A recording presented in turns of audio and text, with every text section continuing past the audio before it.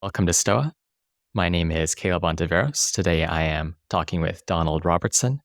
Donald is the author of How to Think Like a Roman Emperor and the Philosophy of Cognitive Behavioral Therapy, two excellent books, and a number of other works as well. Thanks for joining. Thanks. It's a pleasure to be here. I'm looking forward to our conversation. Yeah, thanks for chatting again. Let's start with a broad question that I've asked you before, but I'm interested in always revisiting this question, as it were. How do you describe Stoicism these days to people? I mean, one is in terms of the history of it, but in terms of the content of the philosophy, first of all, I tend to explain to people, actually, I've changed my mind about this a little bit over time. Now, I'll often introduce it to people by saying it's a branch of Socratic philosophy. It's heavily indebted to Socrates. And I mention that just because most people are kind of more familiar with the name of Socrates, at least. So it kind of gives them a bit of a reference point. And it highlights that it's part of a broader tradition, which I think helps in some ways. But the central doctrine of Stoicism, as far as I'm concerned, is based around the slogan that the goal of life, or the meaning of life, if you like, is living in agreement with nature. And what they mean by that is that we should actualize our potential, fulfill our nature as rational beings. And to live rationally, to the best of our ability, would be to live wisely. And so the goal of Stoicism is a kind of moral wisdom, which we also call virtue or arete.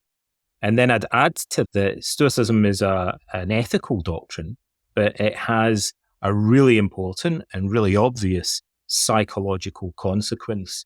And that is that if someone believes that virtue, which is a character trait, is the only truly good thing in life, it would follow from that they think external things like health, wealth, and reputation are at best of secondary value.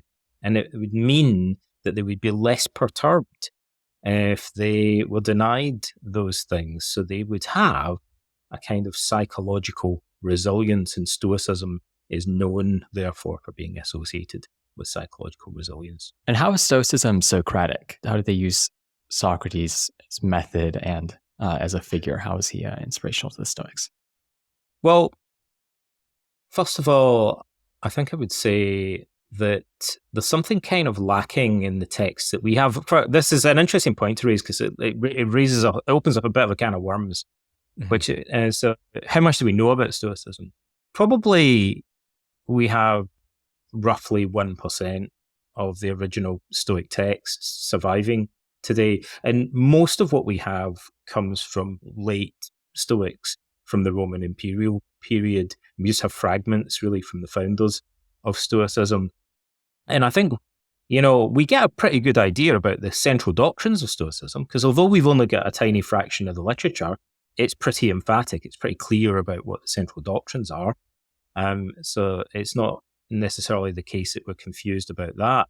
But one of the things that's missing from it, and there are several things perhaps missing from that literature, but one is there aren't that many examples of the Stoics using the Socratic method of questioning. And that's partly because in Seneca, you've got more letters and, he's being a little bit more didactic. And in Marcus Aurelius, you've got notes to himself. Although in those notes, there are fragments of Socratic dialogue anyway. And in Epictetus, we actually have these kind of discussions that he's having with students, although there's one or two instances, notable instances, where he uses the Socratic method with them. So we know that the Stoics did use the Socratic method of questioning, and they're indebted to Socrates in that regard, although we only really get glimpses, unfortunately, of them, how they would actually do that in practice. So that's one way. And the other way is that Socrates implies, as some people would say, at times he appears to state an ethical doctrine which the Stoics inherit and then develop more fully. And they get other ideas from him, but the main idea that they get from him is this idea that virtue is the highest and possibly the only true good in life, and what the consequences of that would be. We see that in the Euthydemus, we see it in Plato's Apology, and then there's hints of it in other Socratic dialogues. So other schools of philosophy interpreted Socrates in different ways, most notably Plato has a different take on Socrates. But the Stoics, I think, would have argued that they were trying to get back to a simpler and an earlier understanding of what Socrates was trying to communicate. So I suppose you have several Socratic doctrines that the Stoics share, at least interpretations of Socratic doctrines, like the idea that virtue is unitary. It's a single thing. Yeah. That it can be taught. Yes, that it can be taught. Yeah. And also Socrates' cosmopolitanism, his belief that virtue exists in men and in women, like his willingness to communicate with foreigners and slaves and people from all walks of life, which is a radical aspect of what he was doing. He didn't have the kind of elitism that existed in some other schools of ancient philosophy. And what we don't have in the Stoics, what the Stoics kind of reject from Plato, like Socrates' main representative, a number of things. But Plato's kind of elitism, first of all, but also the theory of forms, that metaphysical doctrine Plato's particularly famous for, that he puts in the mouth of Socrates. The Stoics abandoned that completely. And I think the Stoics would say that was something that Plato had introduced and it wasn't really part of Socrates' original method. Aristotle at one point says that Plato invented the theory of forms, from which we can deduce that it wasn't Socrates who invented it, and it was a later addition. Do you have a view on whether Xenophon's Socrates or Plato's Socrates is closer to the conception of Socrates Stoics would prefer? That's a can of worms. Oh, I thought you were going to ask me the harder question, which is which one's more accurate historically. Who knows? Yeah. That's a real can of worms. The question about the Stoics is easier. I think the Stoics are far more aligned with Xenophon. Just that's the impression that I get, is that the Stoics would be more comfortable. But for a number of reasons, Xenophon places a lot more emphasis on what Socrates says about self-discipline and self-control, which I think resonates with the Stoics. In the surviving Stoic literature, it seems to me there's about as much emphasis on Xenophon's dialogues as there is on Plato's, but Plato's are much more famous, so it's kind of not surprising that they vie with one another. And also we have this fragment, albeit in Diogenes Laertius, that says that Zeno, the founder of Stoicism, was inspired to begin studying philosophy because he read the Memorabilia Socratis, or he overheard part of it being read. So I think the Stoics seem to me to be more aligned with the Xenophon's version of Socrates, and that may be it's a simpler version of Socrates, so it may also be more consistent with what the original Socrates was saying, whereas Plato is a victim of his own success. So Plato was a genius, but he ends up therefore putting some of his own ideas, at least many scholars believe, in the mouth of Socrates, so kind of adulterating the Socratic philosophy to some extent. Right. Yeah, Xenophon was a genius of a different kind. So he had the historian background, a military background, extensive military background, but may not have been as much of a cerebral or intellectual genius as Plato was. I think the Stoics, to go back to what we said earlier about how we only have a tiny fraction of the ancient literature surviving today, that we can assume that the Stoics had read a bunch of other stuff as well. Mm-hmm. There were many Socratic dialogues written by, we're told there were 10 different Socratic sects founded by different followers of Socrates in the generation after he died. And we can see, for example, Marcus Aurelius quoting Socratic dialogues that don't exist anymore. And they mention authors like Antisthenes that were followers of Socrates that they seem to think are important and they're quite interested in. So the Stoics probably had a different picture of Socrates than we do, because they probably had access to a different body of dialogues than the ones that survive today. Well, you've been in the modern Stoic movement for quite some time. To what extent would you describe it as Socratic? The movement itself. Just as a culture. In terms of its culture. I was thinking about this today, actually, in ways that it could be more Socratic, but perhaps not how you're asking. I was thinking today it would be cool if we actually walked around in parks more talking about philosophy in the way that Socrates used to. But I think the modern Stoicism movement could be a lot more Socratic, because I think in order to get off, it will go through stages in its evolution. To begin with, it had to introduce people to the doctrines of Stoicism. And I think as people become more familiar with that and the communities develop, I hope that we'll be able to facilitate more Socratic questioning, like more of the actual process of philosophy rather than just the doctrines of philosophy. Because I think that's really integral to the Socratic tradition and to Stoicism as well. So we don't see modern Stoics doing a lot of philosophy. I think I've always said that I thought it would be good if people engaged in dialectic a little bit more and they learned a lot more about logical fallacies, for example, and argumentative skills, because this is integral to ancient Stoicism.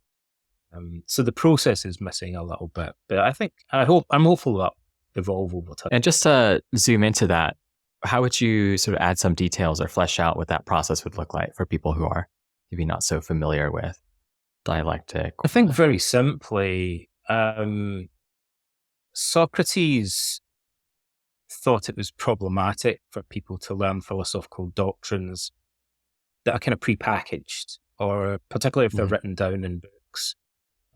He thought it was more important that we examine our own assumptions. And that's a tricky, we could dig deeper into that perhaps, but it's a little bit of a tricky question, why that would matter so much. But let's just say that it does.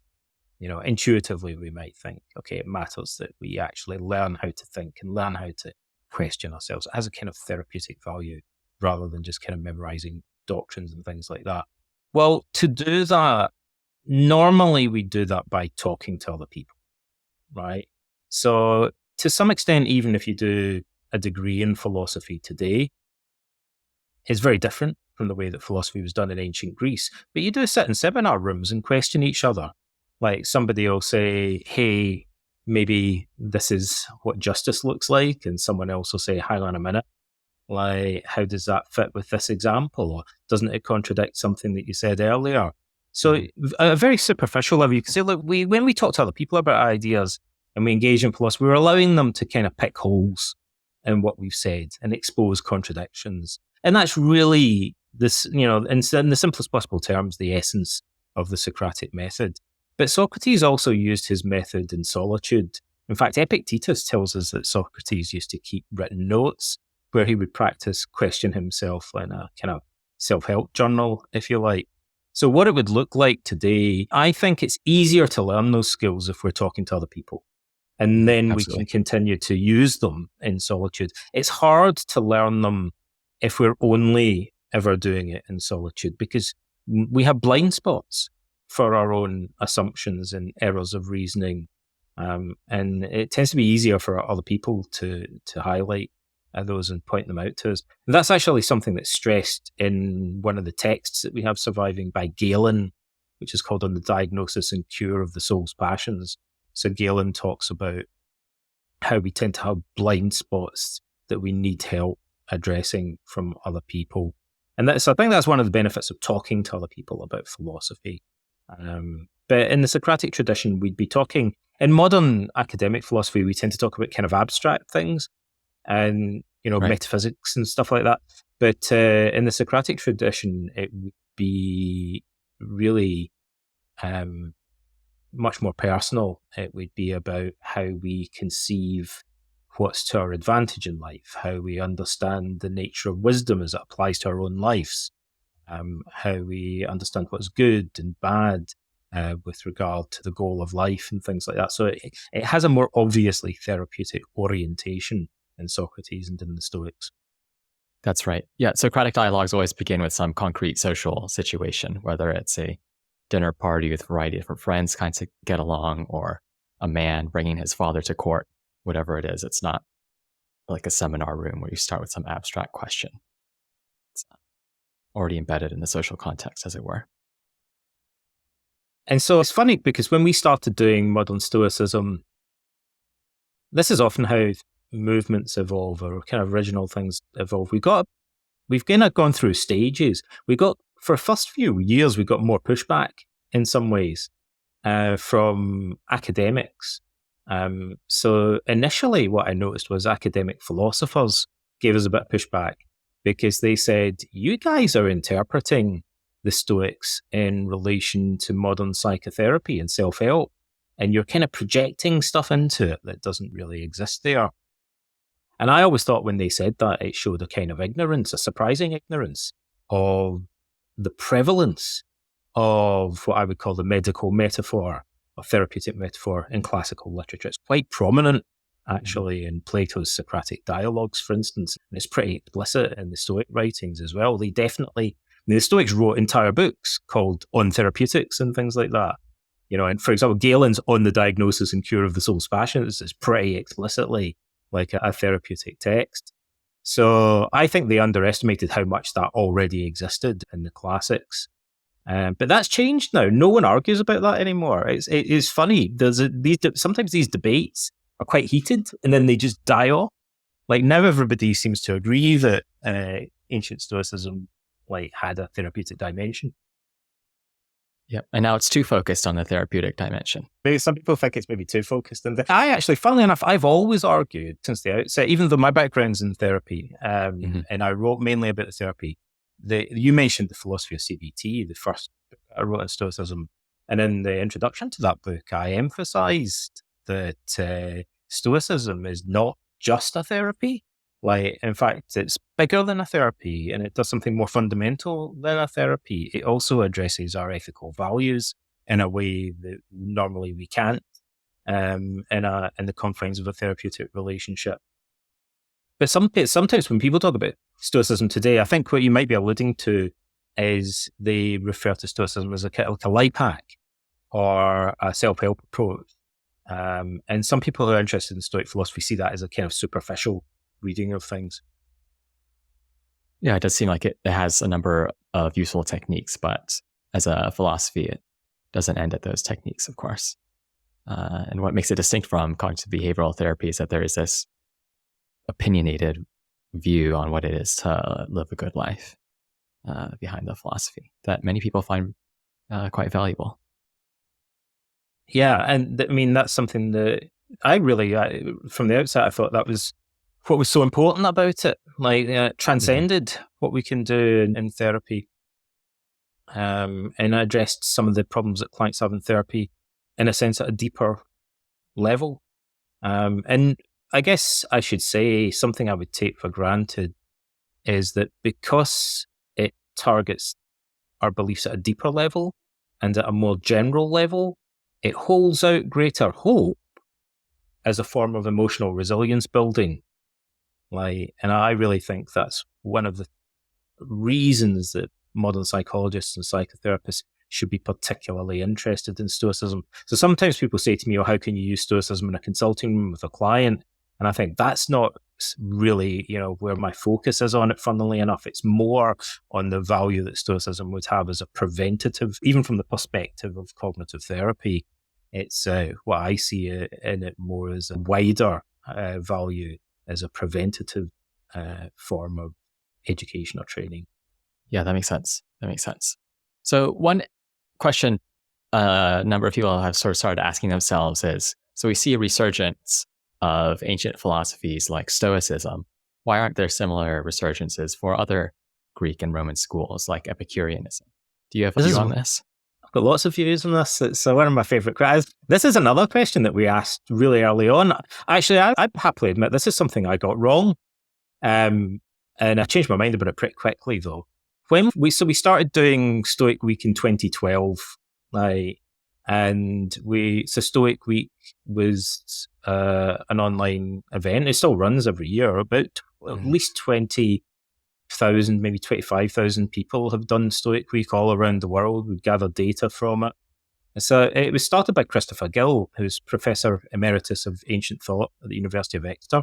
And he put together a multidisciplinary team of psychologists and classicists and philosophers. And I was one of the founding members of that team.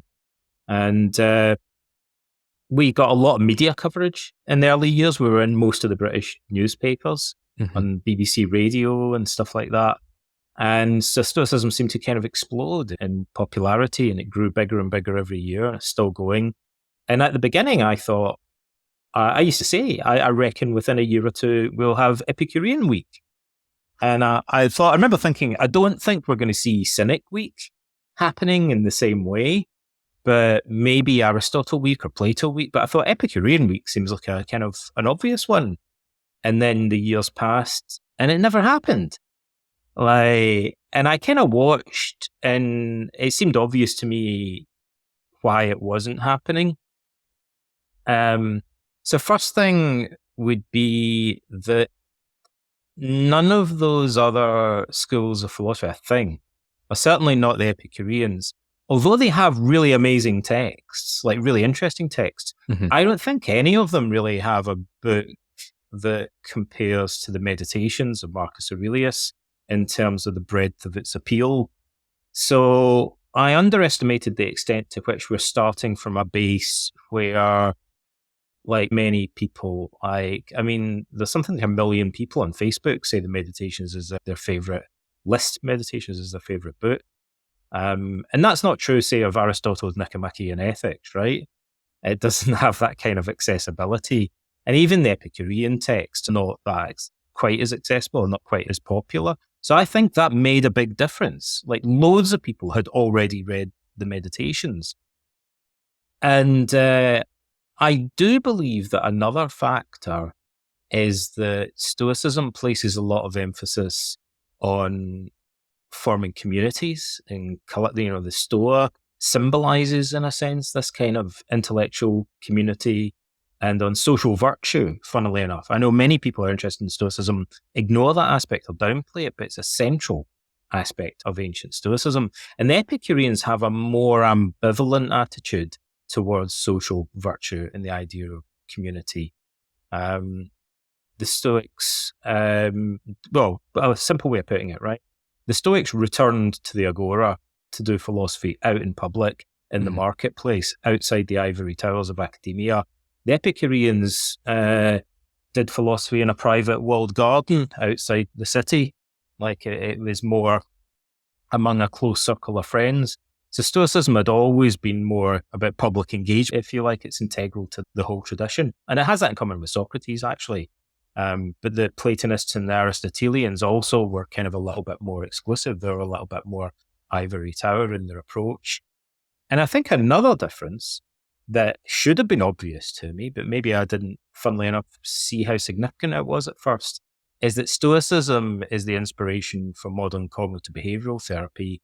And the teachings of Stoicism are more consistent with modern psychological research on the emotions than some of the other schools. Like, particularly, I think Epicureans don't understand this. Like, it's their blind spot, if you like. But Epicureanism has never really had anything more than negligible acknowledgement or popularity among cognitive behavioral evidence-based psychotherapists or clinical psychologists, because it seems on its face to really conflict with some of the state-of-the-art observations that we have about how our emotions work, to cut a long story short. So it's just, Epicureanism would seem, I think, to many evidence-based clinicians to potentially have bad psychological advice baked into it, and whereas Stoicism is more consistent with the type of advice that we tend to give clients. So that's another reason. So I guess the three reasons are the quality of the literature and the popularity of it, the emphasis on forming communities and on social virtue, and the fact that the teachings are consistent with modern evidence-based psychotherapy. All of that, I think, has contributed to Stoicism going through this renaissance and really leaving the other schools of philosophy in its wake. In what ways is Epicureanism not consistent with modern psychotherapy, in your view? Epicureanism places more emphasis on controlling or valuing our subjective feelings. So Epicurus said that the goal of life, the telos, was hedone, or pleasure. And then famously or notoriously, he refines that definition to say it's a particular type of hedone called ataraxia, which means freedom from distress, freedom from anxiety, freedom from pain, and so on. So he puts a kind of famously paradoxical twist on what he means by saying that the goal of life is pleasure. Nevertheless, he says that. So whether it's pleasure or whether it's the absence of pain and distress, either way, these are subjective feelings. Now, we know in modern psychology that people who suffer from emotional disorders, like anxiety disorders and depression, the research shows and clinical experience shows they tend to be more preoccupied than normal with managing their subjective feelings.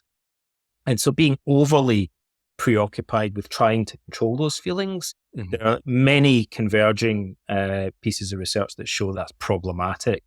And in fact, the easiest way to illustrate that, so we're talking about lots of different research, it's all converging in this, but an easy example would be there's data that show that people who respond very strongly to saying that they believe in and agree with the statement anxiety is bad, are more vulnerable to developing mental health problems in the future, right? This is a notorious research finding, because those people will tend to experience a number of problems. Actually, let's do a quick deep dive and I'll explain what some of the problems are. Sure, let's do it. Right, let's do it. Let's just do it. Let's just go there. And so anyway, first of all, the belief that anxiety is bad is very similar to the central doctrine of Epicureanism, which says that the goal is ataraxia, which would mean freedom from feelings like anxiety. Like, it would mean peace of mind. And it implies that disturbance, including anxiety, is therefore the most fundamentally bad thing in life. So why is this psychologically problematic? For a number of reasons. Like, one is that because it places so much value, central value, like most value, supreme value, like on peace of mind, that naturally, what we value, we pay more attention to. And that naturally causes us to become more introspective, and it encourages morbid introspection and rumination, which we know are associated with anxiety and depressive disorders. So somebody who really believes that the number one most important thing in life is freedom from anxiety is going to be focused on what's going on between their ears and less focused on what's happening out there in the world. And that's not a healthy balance to have psychologically.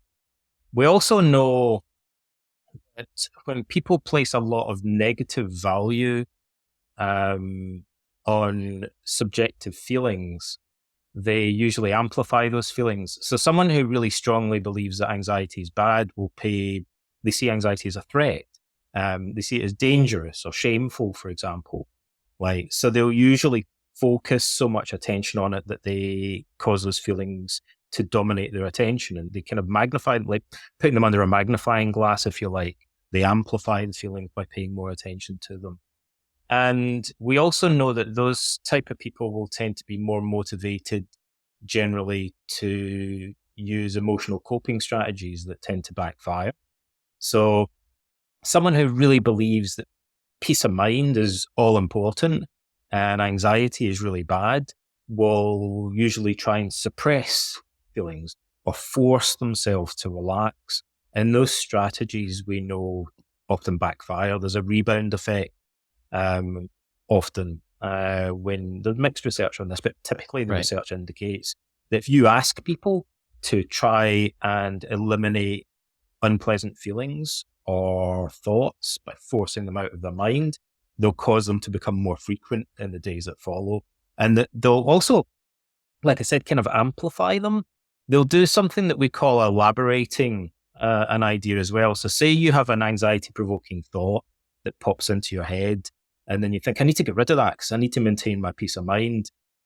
What you'll tend to do is interact with the thought more and create more associations between that thought and other behaviors and ideas. And because you create more associations, the thought will become more vivid and it's more likely to be triggered. So say you try to relax to get rid of feelings of anxiety, you potentially now create the problem that in the future, when you relax through association, it triggers the feelings of anxiety that you were previously trying to get rid of. So anything that you do in response to a negative feeling potentially becomes associated with it. and that can backfire. And then the other problem is people who view anxiety as bad, in many cases, will try to conceal it from other people because they become ashamed of it.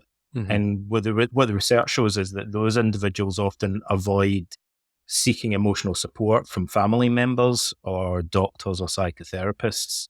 And for the simple social reason, that leaves them more vulnerable over the long term and less resilient.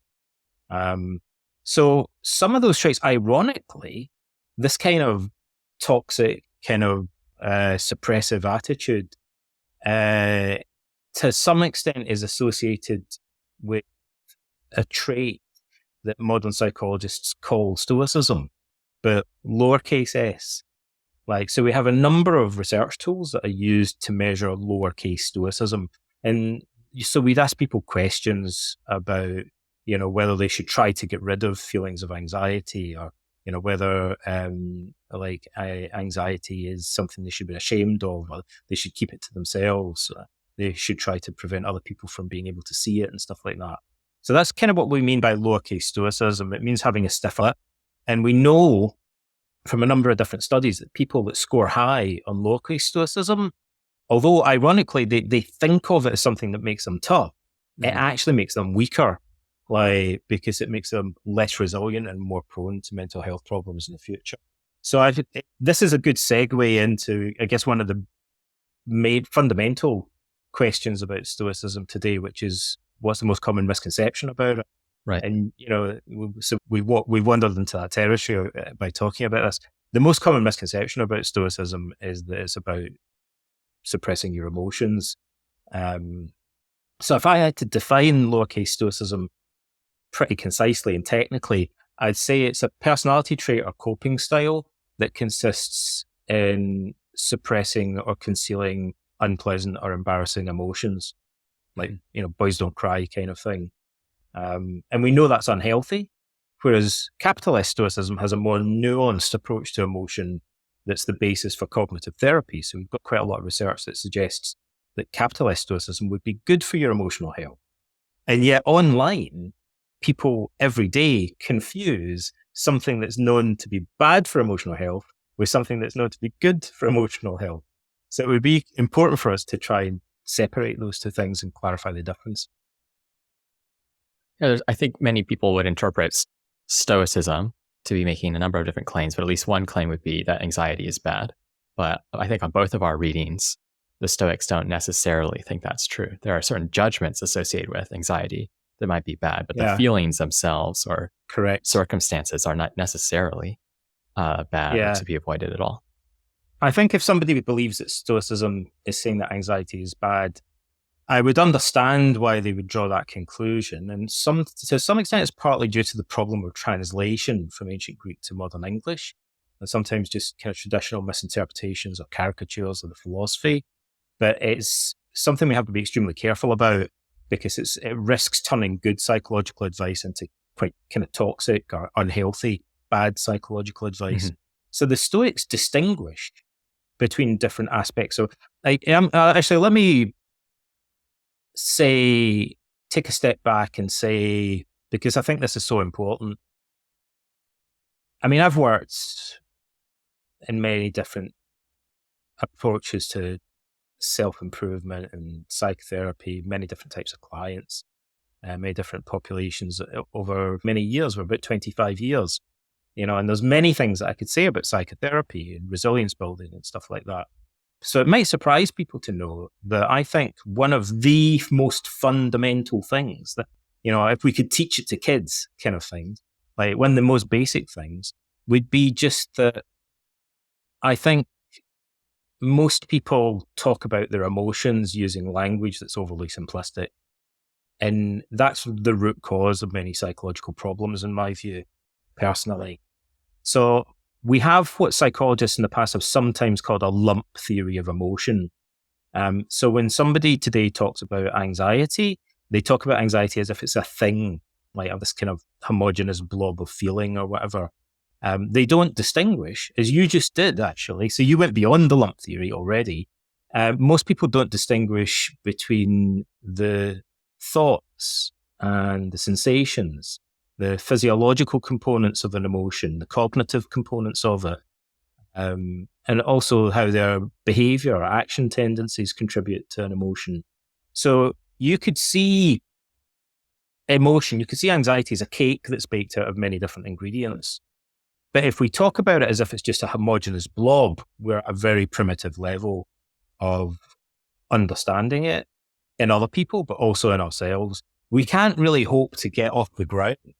Can't even get started doing self-improvement or therapy or self-help unless we get beyond this incredibly primitive idea that an emotion is just a kind of homogeneous blob of feeling. We have to look at it like a piece of, clockwork. There's cogs and, other components in it that make it function the way that it does. And the simplest possible distinction, one distinction would be between different types of thoughts or underlying beliefs and the sensations and physiology and the behavioral tendencies. So we could carve it up that way. But an even simpler way of dividing up emotion would be to say some aspects of our emotional experience are involuntary, whereas other aspects are actually under our voluntary control. And I can tell you and your listeners, in my experience, failure to distinguish between those two aspects of our emotion in depression or anxiety or anger is fundamental with most of the clients that I've worked with over the years. It's kind of runs through a lot of the CBT that we do. But the Stoics did distinguish between different aspects of emotion. So they identified the cognitive component that you've mentioned earlier, but they also distinguished between propathei, or the involuntary aspects of emotion, like the more kind of physiological aspects of emotion, and the more voluntary components. They were mainly interested in the more voluntary cognitive and behavioral aspects of our emotional experience. So as we're doing a deep dive, let me give you a really specific example of that, that's very relevant to today. If I have a client who has generalized anxiety disorder, a very common emotional disorder, we call it the worrying disorder, pathological worrying, right? So clients, we know, will typically, as I alluded to earlier, actually, will try to suppress or conceal their hands shaking, or their muscles tensing, or their heart beating faster. They'll try to force themselves to relax, or they'll take drugs or use alcohol, or use distraction techniques to try to kind of control these feelings, which are actually, automatic or involuntary physiological responses. Now, we could take control over those feelings, we can influence them, but we don't have direct control over them. Mm-hmm. And because of that, many of the things that we do to try to control those feelings will tend to backfire in the ways that we alluded to earlier. But when clients come into therapy, it's like they're banging their head against the wall.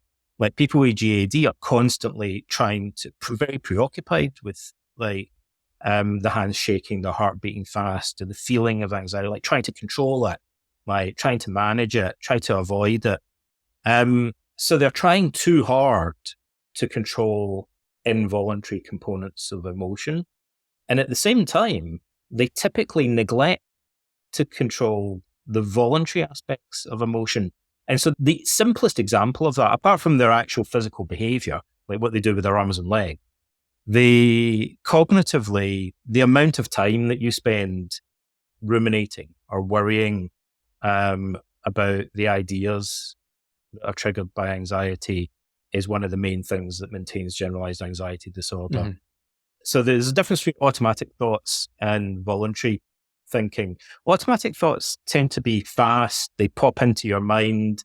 They're triggered by external events or things that other people say, or they just seem to happen kind of spontaneously.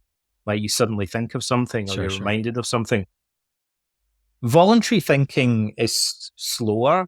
And what tells us that it's voluntary in part is that it consists of a sequence of thoughts that are chained together. So you're reasoning. So people who worry feel like they're trying to prepare for a problem, or they'd often describe it as problem solving. I'm trying to solve a problem here. I'm trying to figure out what to do. So they're following steps in their head. Mm-hmm. And because the fact that they're following a sequence of steps is a clue that this is a voluntary cognitive process. Like, if nothing else, it follows a sequence that takes place over time that can be interrupted if you choose to do so, right? So it's not like just random, like, automatic thoughts or intrusive thoughts. Like, you push one down, another one pops up over here. This is a sequence that could be interrupted or redirected, right? You can take control over it.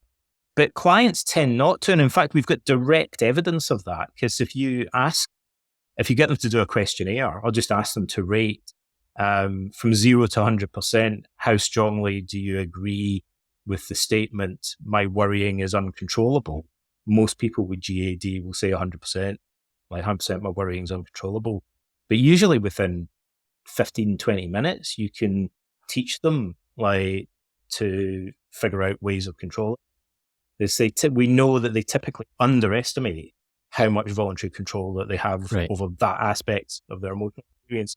So, I mean, I really think if we want to dig back and go, what's at the root of this? It's just in our culture, we have a very naive, overly simplistic understanding, a primitive understanding of what an emotion consists of. We don't even distinguish between the different aspects of it. But the Stoics did, as you alluded to earlier. They understood that there were involuntary aspects of emotion. So the propathei, the involuntary aspects of emotion in Stoicism, are not bad. They're not good. They're indifferent. They're naturally occurring and morally indifferent. Right. The voluntary components, the Stoics might say, are potentially bad insofar as we're voluntarily choosing to think about or ruminate about something in a way that places too much value on external things, or that is irrational or self-contradictory. So the Stoics would say that aspect is bad in that sense, but we could just stop doing it if we wanted to. So there's a real kind of mess here that we find ourselves in, and often in therapy, where the process begins by helping people to disentangle these things. But the Stoics were, this is one of the areas where I think Stoicism really is, I don't say this lightly, way ahead of its time. Mm-hmm. You just have to stop for a minute and remind yourself that Sigmund Freud and Carl Jung and these guys dominated psychotherapy for most of the 20th century. And they didn't have the faintest idea of some of these kind of nuanced distinctions that were taken for granted in ancient Stoicism. So, ancient Stoicism is more consistent with modern evidence-based psychotherapy than anything Sigmund Freud ever said. How weird is that? So I'd say that to justify my seemingly hyperbolic claim that 2,000 years ago, the Stoics were way ahead of their game in terms of psychotherapy. One thing I've been wondering about recently is related to your point about salience. So one problem with Epicureanism, not just Epicureanism, is that it makes the internal more salient, and that can have all sorts of effects. One, in the example you gave, would be the anxious person focusing on their feelings and thoughts over what they might be doing in the world or something of that sort. Do you think that the emphasis that at least quite a bit of culture has on mental health, it can backfire in a way, because it does cause people to focus more on their internal states? So whether it's different advertisements from some therapeutic company or different sorts of awareness type weeks, what's your thought on that? Yeah, I'm not sure. There must be research that would support conclusions about that, but off the top of my head, I can't think of an example. So I'll just speak anecdotally from personal experience, right? An obvious example of that would be sometimes who join support groups for people with similar types of problems can benefit from it. Like, there are obvious ways that people can benefit from talking to their peers. Sometimes, however, they get worse. All right. So some individuals who have generalized anxiety disorder or OCD, if they speak to other people who have GAD or OCD, it just gives them more things to worry about, and they start to develop symptoms that they didn't even have to begin with. And sometimes you'll find people who come into therapy, just an anecdotal observation, but a really obvious, simple observation. And I think any therapist would agree with this. Therapists talk about self-help junkies. A lot of the clients that come into therapy in the initial consultation will tell you they have a bookcase full of self-help books. They've been on every yoga and meditation retreat under the sun. So they're completely immersed in wellness culture and self-improvement culture. But weirdly, and they may even believe it helps them in some ways. But at the same time, if you say, so like over the past year, do you feel that you've been getting worse or getting better? They'll say, oh, getting worse. I mean, like, that's why I'm here. And they'll look slightly confused about the kind of contradiction that they find themselves in. So they're doing loads of self-help and self-improvement stuff, but the condition's getting worse, right? And actually, at the beginning of cognitive therapy, what we often do, and I think, and this would be interesting to try and measure. I don't know if there's an easy way we can measure it. The impression that I get is that over even the last 20 years or so, psychotherapists have found themselves spending more time in the initial sessions getting clients to abandon maladaptive coping strategies that they're already using. That's the impression that I get anyway, that this has got worse, that people read self-help books and they maybe even contain what could be good advice for some people in some situations. But the clients that we see in therapy are often applying that advice in a way that's making them worse. I'll give you an example. There's many examples. I'll give you the favorite example of most cognitive behavioral therapists. And that would be, we used to believe that relaxation techniques were really useful. And I still think they are, actually. I'm a big fan of relaxation technique. But for some clients, they caused a kind of unexpected problem. So clients who have panic attacks, for example, have overwhelming anxiety. And a very common type of panic attack is the belief that you're having a heart attack. So people often go to A&E because they think they're dying, and it turns out they're having a panic attack. So the belief that you're dying is obviously going to make you anxious. And so it becomes like a vicious cycle. The more intense the anxiety is, the more you feel like you're going to die. And then the more that fuels the anxiety. So the anxiety spirals, goes through the roof very quickly, and it can feel very overwhelming. So in the past, people used relaxation techniques to try and suppress the feelings of panic attack. And that had kind of mixed results for them. But what we tend to do, there was a huge advance in the treatment of panic disorder in the 1980s, because cognitive therapists started to kind of do the opposite and induce feelings of panic so that the clients could practice writing them out and proving to themselves that the feelings were harmless and that they weren't warning signs of a heart attack. And so in order to prove to yourself that those feelings are completely harmless, you have to be willing to experience them. Ironically, you've got to be open to the feeling. And so using relaxation techniques can be a form of what we call experiential avoidance today. It's a way of preventing yourself from experiencing feelings that you would have to experience in order to discover that those feelings are in fact harmless. And so it's very common now for psychotherapists they would say they identify the client's coping strategies. That might include self-help strategies, or even strategies they've got from other forms of psychotherapy sometimes, and to reevaluate whether those are actually helping or whether they might actually be standing in the way of them making progress. Yeah, that's right. Techniques are always sensitive to a given person and circumstance.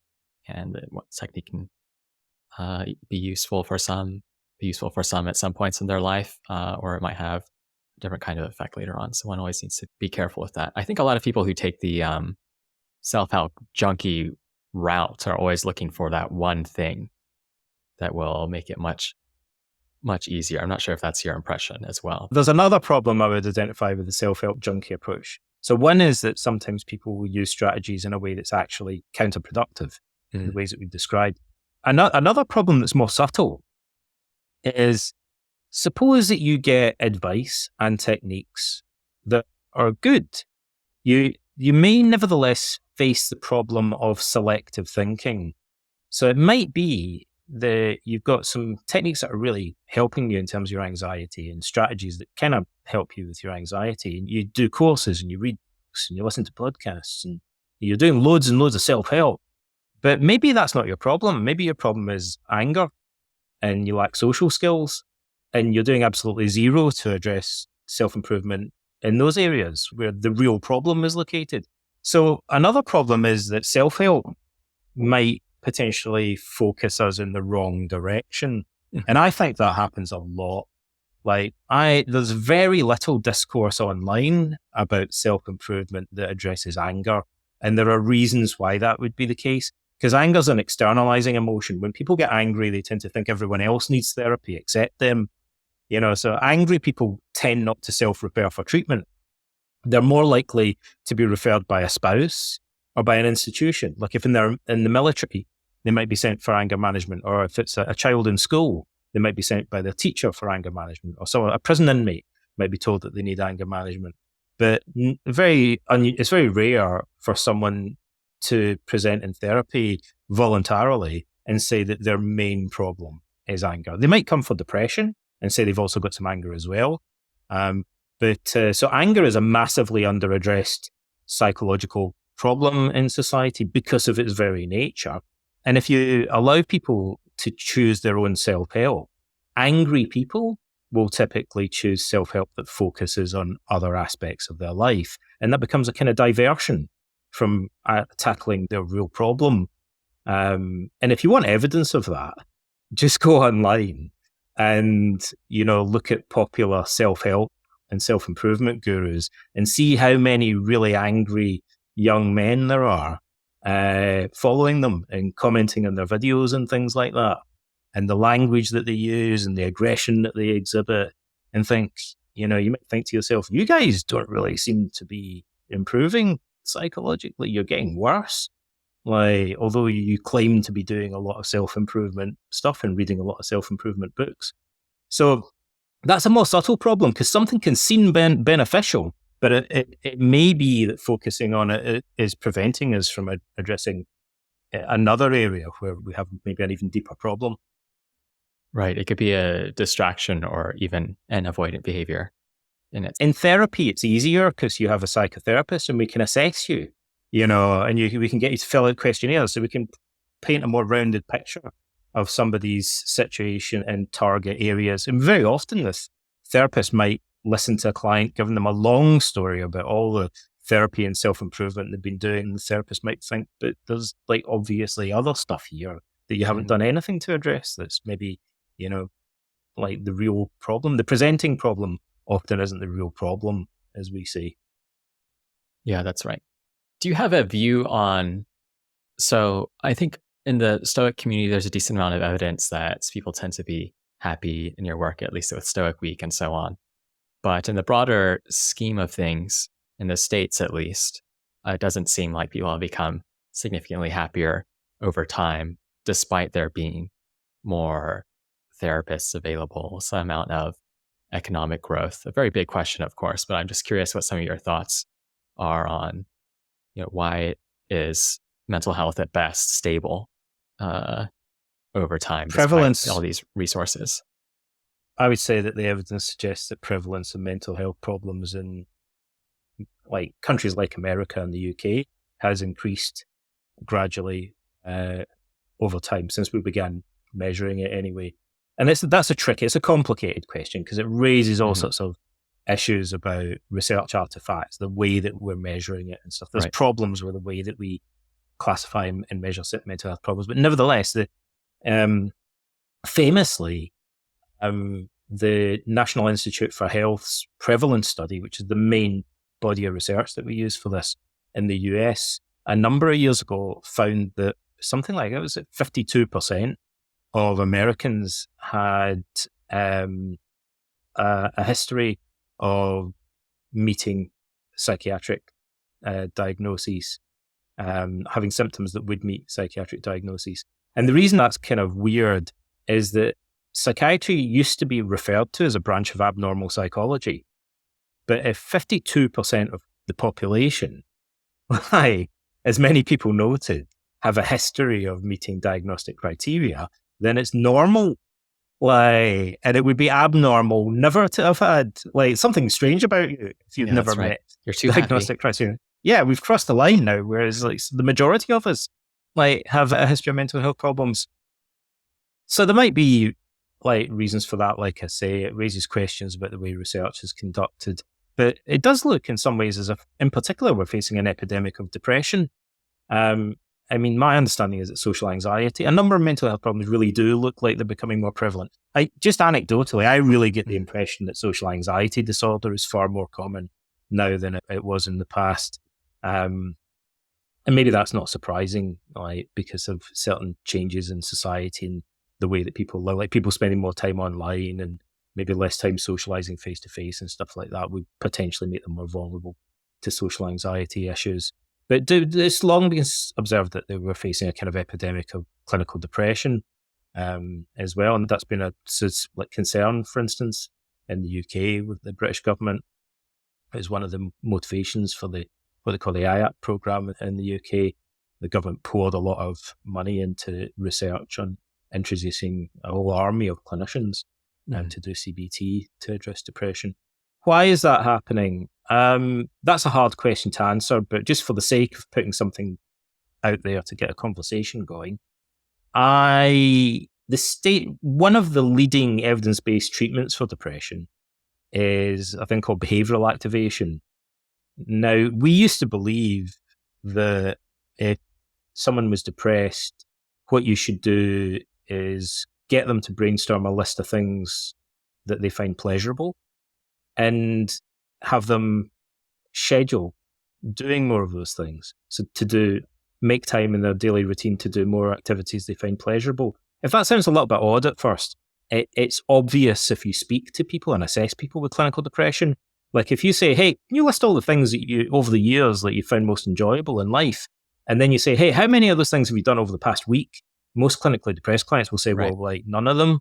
And then the therapist should say, if I made a list of all the things I most enjoy in life, and then I quit doing all of them permanently, I'd probably start to feel kind of down after a while.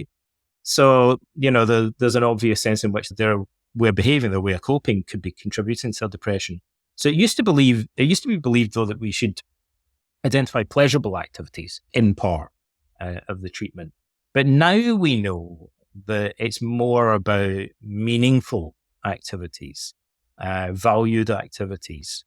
So now we tend to say to clients, what are your core values? What are the things that you want your life to stand for ultimately? And that means that therapy gets a little bit more Socratic, a little bit more philosophical in its nature. Now, if you want to flip that around, I don't know, it's a bit of a stretch to infer something about society from that, but I certainly think it's a good springboard for a debate. Is it possible? I'll pose it as a question, that modern society has changed in such a way that people feel more out of touch with their core values than they did in the past? Are we living in a more alienated society, where, people feel more lost and more confused about what their core values might be? And then you might want to dig deeper and go, well, why would that have happened? What is it about society that could potentially have caused that? I certainly find it strange. People don't talk about their values much. Although they talk about politics and they argue about ethics and stuff like that. For most people, if you ask them, what do you want your life to stand for? What do you really believe is the most important thing? And this is like a novel conversation. Even people that are self-help junkies, they'll usually be like, I don't know, I've never really thought about that before. First, they're usually stuck for an answer, or they give very superficial answers. So again, it shows there's a kind of deficit in their self-improvement and their self-understanding. But I think it could be that society's somehow led us to a point where we're all out of touch with our core moral values. Yeah, it's a big question. It's always hard to, on one hand, make the judgment which directions things are going, because questions about, depression, as have all these measurement type issues. Definition of depression changes through time. People responding to surveys versus people being diagnosed and so on. But it does seem, at least anecdotally, that at least in some pockets, we're in not such a good spot. Complicated question, and we have to be cautious about what the data say. But I think it's fair to have a conversation about it and say, yeah, it kind of looks like maybe depression's becoming more of a problem, and it maybe looks like it might be connected to this, and at least then we can talk about it. Have you looked at research suggesting that depression has social contagion type effects? I don't think I remember specifically looking at that. What sort of research did you have in mind? What were the findings? So the findings would be that if, say they look at a high school, the number of, they can predict reasonably well the number of depressed people from a year's time based off of the current number of depressed people. And they'll try tease out other factors that might be influencing the judgment. Like, of course, the factors relate to the external environment and try the best explanation. Plausibly, some people have argued, are looking at people's relations to depressed people and how tight those communities might be.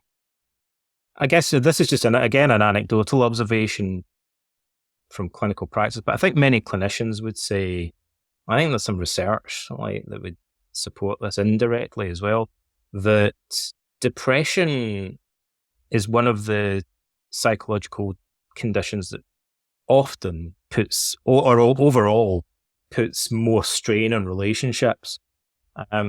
So, people have panic attacks or, they've got OCD, it can put a strain on their relationship. But depression seems more consistently to put a lot of strain. A lot of marriages end because one of the partners suffers from depression. It can really affect people's performance and motivation at work. So depression, I think, has more of a kind of social impact than people tend to assume. And so I could easily see there might be ways in which it's contagious. It strains relationships. It really even affects the way that people communicate. And actually it does one of the worst things to communication. Even if people are communicating in a way that's strained, at least they're communicating. Whereas what depression does is reduce or eliminate communication with other people. So there's not even an opportunity to kind of improve in that regard. If we're just not talking to people at all and we become completely withdrawn. So that's partly why it can be quite problematic. Definitely. And, it may be, funnily enough, one of the things that Tim LeBon's research on Stoicism, it's just from pilot studies, so very early, we need to replicate this. Tim LeBon's the research director of modern Stoicism, and he'd been gathering data for a decade, thousands and thousands of participants online, and also working with other researchers around the world. One of his favorite things to point out to people is that they found measures of zest were correlated with Stoicism and improved. And by zest as a construct, we kind of mean joy, if you like, or enthusiasm for life. And that's what surprised people to find that seemed to be improved by training in Stoicism. So maybe who knows? We'd have to. I'm very keen that we do more research in this area. But it could be that by training people in Stoicism, we could help to reduce the prevalence of depression. And certainly in a number of ways, I think we can help improve emotional resilience generally. Mm-hmm. One of those reasons, incidentally, is that what you said reminds me, this is a slightly at a tangent, but it's related enough, I think, to point this out. And it's interesting. Resilience building is a kind of emerging field. So we know that there are psychological techniques from positive psychology and CBT that can help people build their emotional resilience. But what studies have tended to find so far is that it's temporary. So if you train people in resilience skills, they might benefit for a few years, like a couple of years, but then the effect tends to wear off. Mm-hmm. That happens often with skills training. There's certain things that you can teach people that stick and are permanent. And then there's other things that you train them in and it lasts a few years and then they're back to square one again. And so, that suggests resilience training would have potential, but you'd have to keep doing booster sessions. A bit like the COVID vaccine or something like that. You kind of think, oh, great, we've got a vaccine. No, we're going to have to keep getting another one. So resilience building's a bit like that. At first we thought, oh, wait, hey, this worked. It only worked for a couple of years. So you're going to have to keep doing this training course every couple of years, potentially to benefit long-term, permanently, which would be the goal. But Stoicism, we believe, could perhaps be sticky, because people who get into Stoicism very often remain into Stoicism for the rest of their life because it's not just a bunch of techniques. It's a philosophy of life and a set of moral values. So it's more like yoga in that regard. People who get into yoga often remain into yoga for the rest of their life. Whereas, the research on back pain shows that if you get people to do physiotherapy exercises for the back, they do them and they benefit from them, but often they get bored with them and stop doing them after a while. Whereas yoga maybe benefits some people that have got back pain, but they do it for the rest of their life. So it's stickier. And that's really important. And it may be that Stoicism provides as a way of training people in CBT techniques or positive psychology techniques or techniques that are similar to those, that gives them a framework that would make it permanent or long-term. And that's the holy grail of mental health research, is to come up with a preventative psychological training that would have stickiness. Yeah, I think that makes a lot of sense. I think Stoicism attaches to people's identities, and things that attach to having something attached to your identity means so you're more likely to keep it up. The way I like to illustrate that is I've never met any, I keep throwing down this gauntlet, and I've been doing this I've been saying this for well over a decade, and I've still never met a single person who has an Albert Ellis tattoo or an Aaron T. Beck tattoo or really any cognitive therapy quote tattooed on them. I've seen people with the Serenity Prayer. I've never seen anybody with a CBT tattoo, but I have seen many people, including Ryan Holiday, who have Stoicism tattoos, right? And it might seem like a glib thing to say. I'm half joking, but the point I'm making is that people identify with Stoicism, to the extent that they get tattoos. It's not just a bunch of techniques. It's something that becomes part of their self-image, in a way that cognitive therapy never could. And another way of putting that would be people read Feeling Good by David Burns or other best-selling books on CBT, and usually they read it once, and then, maybe they go back to it a bit. But I don't meet people who say that they read a book on CBT and they reread it every year. They carry on, go back to it for the rest of their life. But people who read the Meditations of Marcus Aurelius often keep returning to the text. Like people with the scripture, like the Bible or something, they reread it and dip back into it repeatedly for the rest of their life. They don't do that with books on CBT. So of course, the benefits of a book you read once are going to be less long lasting than the benefits of a book that you keep rereading. Right. Yeah, I've probably got 4 or 5 translations behind me, which is that's a good example. That's common. Another good example. Yeah. The people have multiple copies. Absolutely.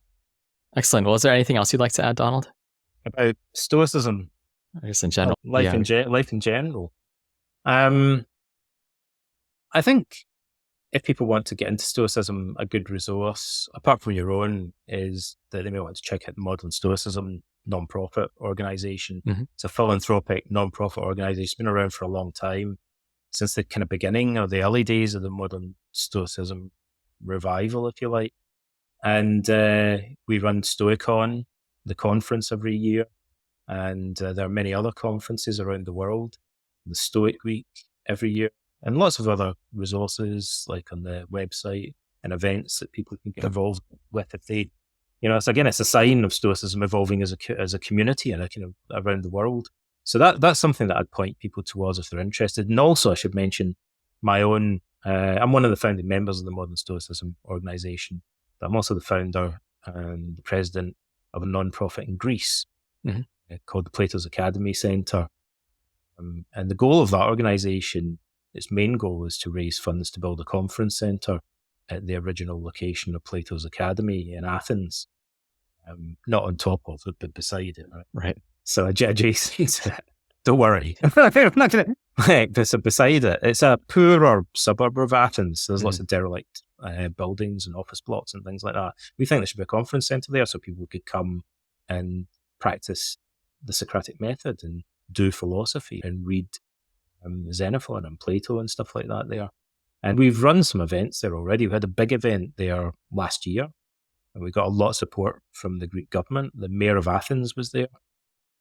and the Minister for Development and Investment was there, and the US Ambassador to Greece was there, and we got a letter of support for the Minister for Culture. We've got a lot of government support behind it. And we're going to be running another event in Athens, I think, this October, although it's early days yet. But the Plato's Academy Centre is, again, a kind of philanthropic non-profit project that I encourage people to check out if they're interested in Stoicism, but then maybe they want to kind of like dig a little bit deeper into the tradition Stoicism stands within. Absolutely. Yes, I'm excited to go to Athens. It's awesome. And, even beyond Athens, the kind of secret is you can go, like, outside Athens is Elefsina, or ancient Eleusis, where the Eleusinian mysteries were carried out. That's an amazing archaeological site. It's like half an hour's drive from Athens. But tucked away in the mountains, a couple of hours drive outside Athens, is Delphi, which is a phenomenal archaeological site. So our dream is kind of also to run conferences. There's a conference centre there. Like, to run, it's kind of tricky to transport people there. Right. But to run events in Delphi in the future, where the oracle, the Pythia, said that no man is wiser than Socrates. And, the Pythias, they kind of planted the seeds of much of ancient philosophy. That's where the inscription was on the entrance to the Temple of Apollo, or made in Agan, nothing in excess, all things in moderation, is also inscribed there. So it's kind of like these little koans or sayings that were the seeds of much of ancient philosophy originates in the Temple of Apollo in Delphi. So we'd like to see events happening there in the future as well.